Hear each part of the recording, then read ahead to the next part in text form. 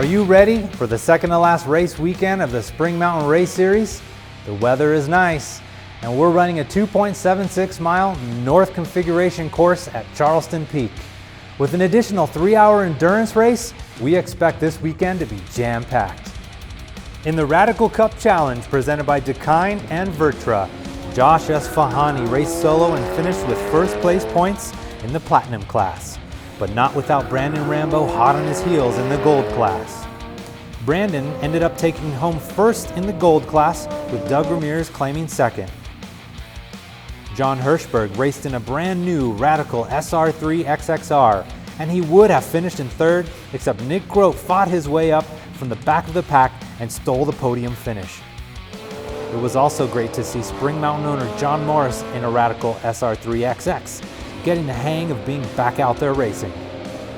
We had a great show in the Silver class this weekend, with father-son duo Jim and Sean Mason battling it out with Mark Rohrwasser. This time Mark reigned victorious and claimed first, but Sean secured second with Jim right behind in third. In Rookie class, Brad Chapman raced against Bruce Semler, who was in a Radical for the first time today. It was an honor seeing former SCCA and F4 driver on our track today, and we expect to see him dominate that Radical soon. In the SportCar Series presented by Safe Life Defense, the GTU class saw Mark Ramsey and Ka Fawn in first and second place, showing off on track in their KTMs, followed by points leader Brian Reynolds, who rounded off third. In GTL class, it was great to see Randy Wanenberg back out there in a new Miata, but his wife Karen still stole the show, keeping him in her rear view and scoring first place. Randy finished in second, with John Soroyan in third. In the GT4 class, Scott Gibson and Len Crick were back at the track this weekend after being gone for a few months. Scott finished in first, with Rock Campobianco in second, and Len Crick in third. On Friday night after dinner, the members competed in a hot lap challenge featured on our simulators in the driver's lounge. A single car and track were chosen to even the playing field, and competitors got the chance to place their best qualifying lap all day. The top 6 drivers competed in a 10-lap race, with Spring Mountain driving instructor Matt Klein claiming the title of Hot Lap Champion. For our last endurance race of the season, a high wind advisory added another level of challenge to the race. There were 19 entries covering 7 teams and 4 solo drivers. Each driver was required to spend a minimum of 6 minutes in pits, which included refueling and driver changes. In GTL class, husband and wife team Randy and Karen Wanenberg won, completing 9 more laps than their competitors, teams Steve Hardy, John Soroyan, and Kristen Soroyan. When you can race with your wife, race your wife, it's great. You just got to know who's going to win. He helped us win, for sure.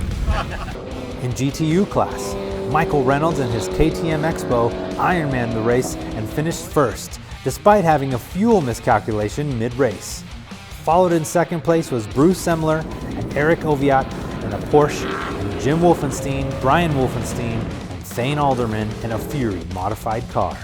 Other than running out of gas, it went really well. So thanks a lot to CGA Motorsports. Had a great time. This was a blast. I've got to do it again. In open class, Mark Ramsey and Cole Lofsgaard finished first in their KTM, but not without Alon Dersey and his SR10 giving them a good fight. Unfortunately, Ka Fawn and Nikita Listashkin finished in third over some mechanical issues. In the Radical class, John Hirschberg Ironman the race in his new Radical, finishing first overall and taking home first in class. Feels really good. Just want to say thanks to James and the rest of the crew for getting the car all ready. And Dersey, it was awesome racing with you. It was intense. We were thrilled to see John Morris racing again, this time as a team with Mitch Bishop and Doug Ramirez, who claimed second. With a great mix of new and familiar faces, every driver performed extremely well given the challenging conditions. What a great way to end the weekend.